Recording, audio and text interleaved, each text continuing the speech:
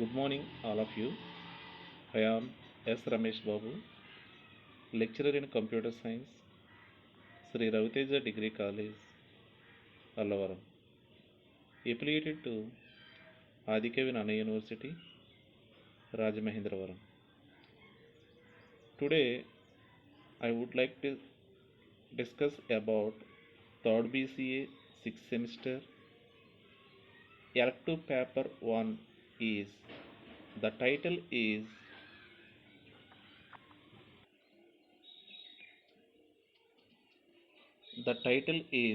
Hadoop and R language. In this subject can contain 5 units. Each unit can carry weightage of marks 15.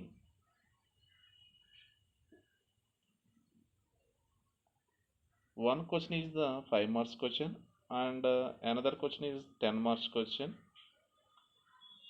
10 marks క్వశ్చన్స్కి AP choice ఉంటుంది. ఏబీలో ఏదో ఒక question రాస్తే 10 marks అనేవి వస్తూ ఉంటాయి. Every unit can carry of weightage marks is 15. Let us start the first unit. Title is Big Data.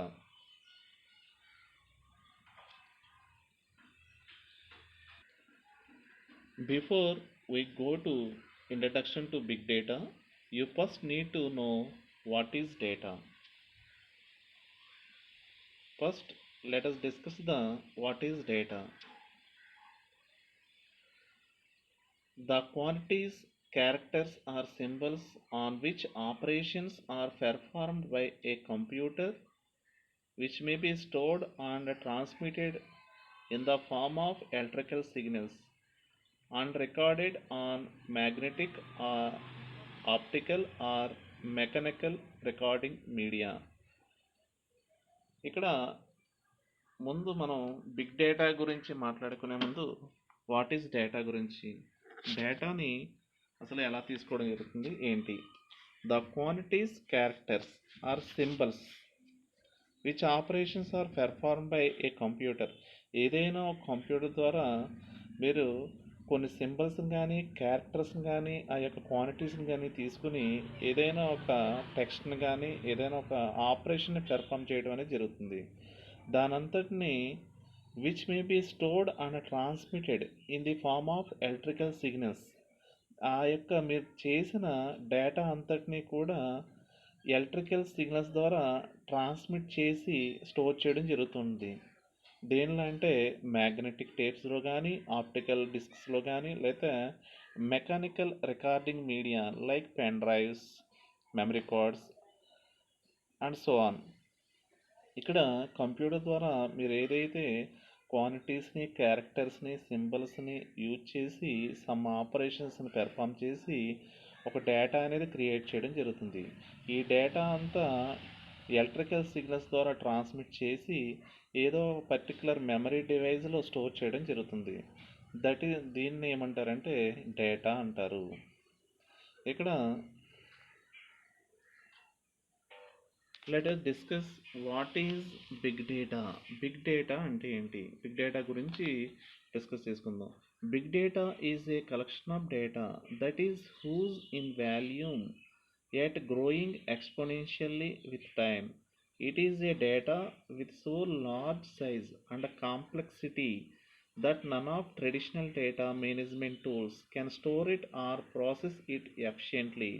Big data is also a data but with huge size. ఇక్కడ data అనేది ఏంటి, ఏదైనా ఒక క్వాంటిటీస్ని కానీ, సింబల్స్ని కానీ, లేదా క్యారెక్టర్స్ని కానీ తీసుకుని సమ్ ఆపరేషన్ పెర్ఫామ్ చేస్తే దాన్ని డేటా అన్నాం. ఆ డేటాని పర్టికులర్ మెమరీ డివైస్లో like pen drive, memory cards, లేకపోతే ఆప్టికల్ డిస్క్ మెమరీ డివైజెస్ దీంట్లో ఏదైనా స్టోర్ చేయొచ్చు. అది డేటా అని చెప్పుకోవడం జరిగింది. Big data is also a data. Big డేటాను కూడా డేటా అంటారు, కానీ ఈ బిగ్ డేటా అనేది సైజు లార్జ్ అమౌంట్ ఆఫ్ వాల్యూమ్లో ఉంటుంది. Huge in volumes. Collection of data, big data ఏం కలిగి ఉంటుందంటే కలెక్షన్ ఆఫ్ డేటా కలిగి ఉంటుంది. ఆ డేటా అంతా కూడా చాలా లార్జ్, హ్యూజ్ ఇన్ వాల్యూమ్స్, చాలా బిగ్ సైజ్ ఆఫ్ వాల్యూమ్స్. అంటే లైక్ జీబీస్లోను, కేబీస్లోను, ఎంబీలోను మనం చూసుంటాం. కానీ టెరాబైట్స్లో లార్జ్ వాల్యూమ్స్ ఆఫ్ డేటాని, అంటే థౌజండ్స్ ఆఫ్ టెరాబైట్స్ని కలిగి ఉన్న వాల్యూమ్స్ ఆఫ్ డేటాని బిగ్ డేటా అని చెప్పుకోవచ్చు. It is data with so large size. ఈ యొక్క డేటా, బిగ్ డేటా యొక్క సైజ్ ఎలా ఉంటుందంటే చాలా large and complexity that none of a traditional data management tools can store it for process it efficiently. దీన్ని traditional management ద్వారా store చేయలేము. ఓకేనా. ఇక్కడ data is a big data is also a data, but a big data is a huge volumes of data, large volumes of data అని చెప్పుకోవచ్చు.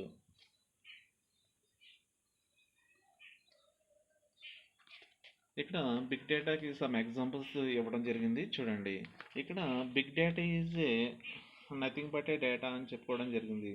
కానీ big data is a collection of data, అంటే huge volumes of, large volumes of డేటాని టెరాబైట్స్లో కనుక store చేస్తే దాన్ని big data అంటారు.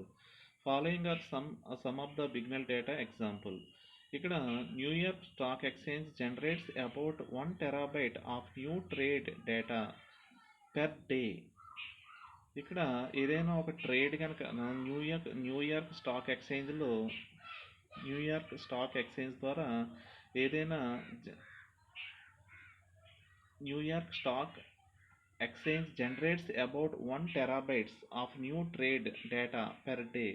ఏదైనా ఎవరైనా న్యూయార్క్ స్టాక్ ఎక్స్చేంజ్లో ఒక ట్రేడ్ని కనుక చేస్తే 1 టెరాబైట్ని పెర్ డే కింద తీసుకుంటుంది. అంటే so many of exchanges and generates in New York stock exchanges.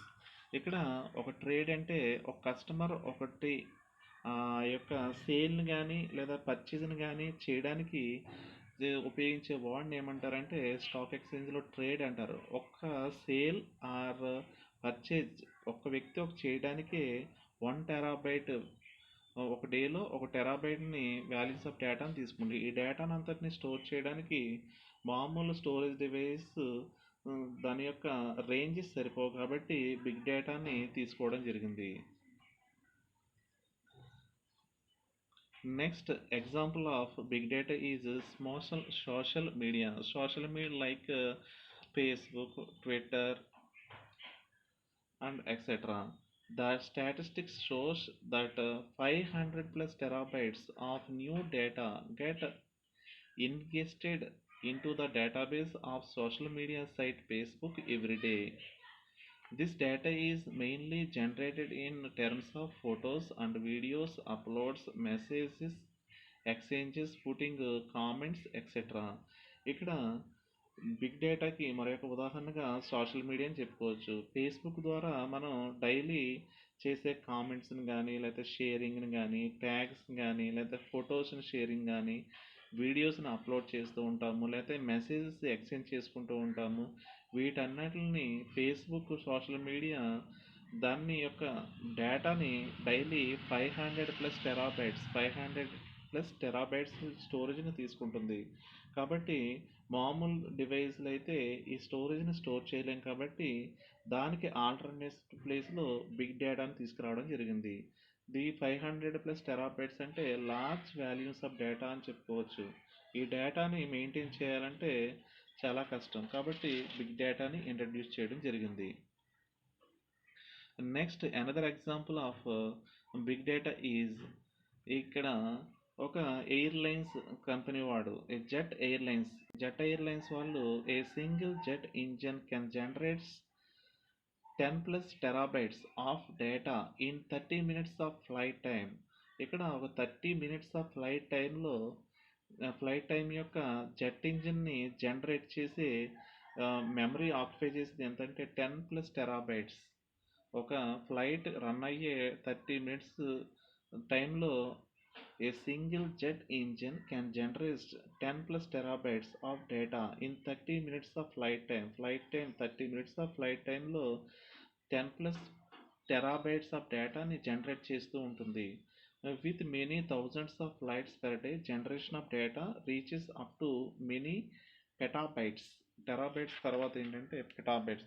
ఇంకా జెట్ ఎయిర్స్లో అంటే ఒకే ఫ్లైట్కి ఇంత డేటాని యూజ్ చేసుకోవడం జరుగుతుందంటే నెంబర్ ఆఫ్ ఫ్లైట్స్ ఉంటాయి. ఆ ఫ్లైట్స్ అన్నీ కూడా ఒక 30 సెకండ్స్కి 10 టెరాబైట్స్ అంటే 24 అవర్స్లో ఒక పెర్ డేకి మెయింటైన్ చేయాలంటే లార్జ్ వాల్యూమ్స్ ఆఫ్ డేటాను మెయింటైన్ చేయవలసి వస్తూ ఉంటుంది. కాబట్టి ఈ డేటాని మామూలు మెమరీ డివైస్లో స్టోర్ చేయడం కష్టం కాబట్టి బిగ్ డేటాని ఇంట్రడ్యూస్ చేయడం జరిగింది. Types of big data. Next let us discuss the topic is types of big data. Following are the types of big data. Big data types are three types. First one is structured, second one is unstructured, and the third one is semi-structured. ఇక్కడ big డేటాని 3 types కింద divide చేయడం జరిగింది. ఒకటి structured data కింద, రెండోది unstructured data కింద, మూడోది సెమీ స్ట్రక్చర్డ్ డేటా కింద డిఫైన్ చేయడం జరిగింది. Let us start the structured type of big data. A data that can be stored, accessed, and processed in the form of fixed format in terms as a structured data. Over the period of time, talent in computer science has achieved greater success in developing techniques for working with such kind of data, where the format is well known as advanced, and also deriving value out of it. However, nowadays we are forcing issues when a size of such data grows a huge talent extent.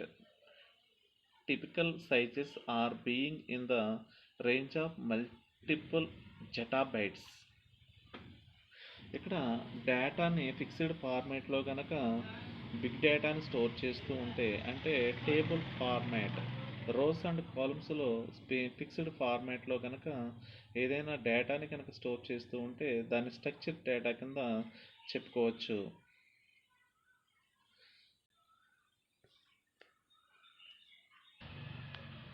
A small example of structured big data.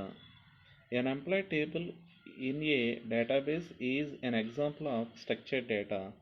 ఒక employee table కనుక ఎగ్జాంపుల్గా తీసుకుంటే employee ID, employee name, employee address, employee salary,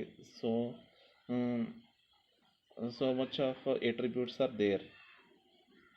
ఇక్కడ ఈ పెద్ద Reliance company, పెద్ద companies, organizations, ఎంటర్ప్రిన్యూర్షిప్కి వెళ్ళిన ఆర్గనైజేషన్ ఏమున్నాయో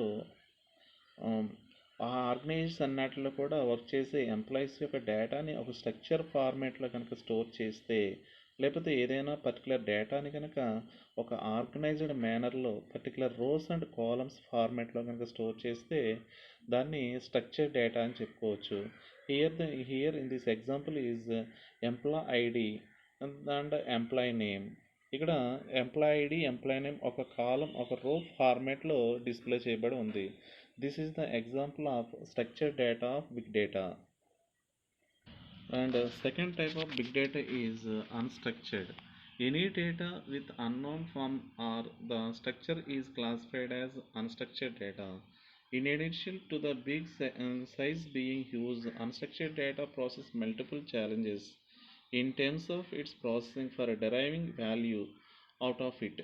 A typical example of unstructured data is a heterogeneous data source containing the combination of simple text files, images, videos, etc.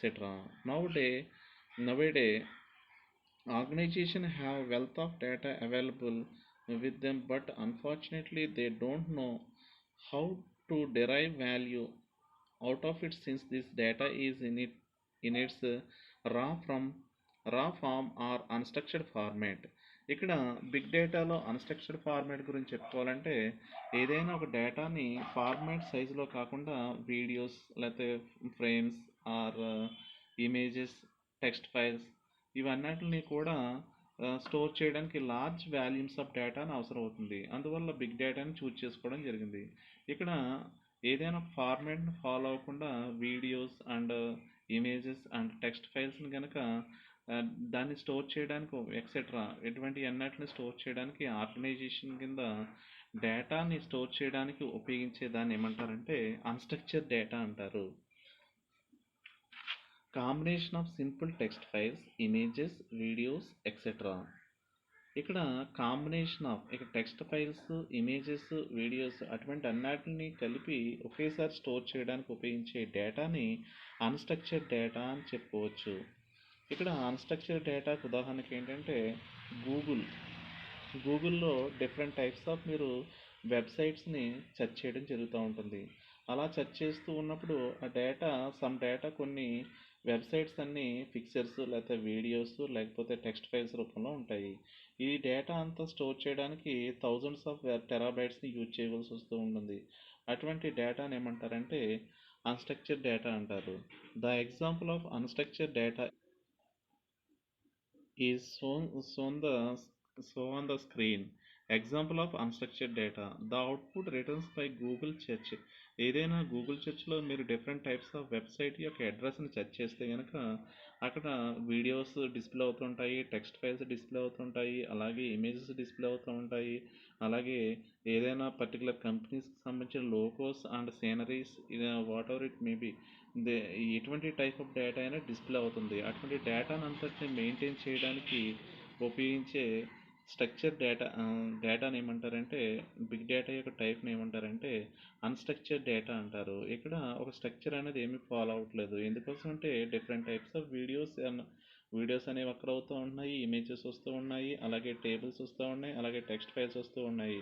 కాబట్టి డేటాను అంతటిని పర్టికులర్ ఫార్మాట్లో స్టోర్ చేయలేం. కాబట్టి అలా స్టోర్ చేసే డేటాని ఏమంటారంటే అన్‌స్ట్రక్చర్డ్ డేటా అంటారు. And the third type of big data is semi-structured. Semi-structured data can contain both the form of data. Both the form of data means structured and structured and unstructured and follow the standards in semi-structured. Semi-structured అనేది ఇక్కడ స్ట్రక్చర్డ్ని మరియు unstructured ఫార్మాట్స్ని follow అవుతూ ఉంటుంది. ఎందుకంటే ఉదాహరణకి ఏదైనా ఒక data ఒక టేబుల్ని ఫార్మాట్లో డేటాని స్టోర్ చేస్తే దాన్ని స్ట్రక్చర్ డేటా అంటాము.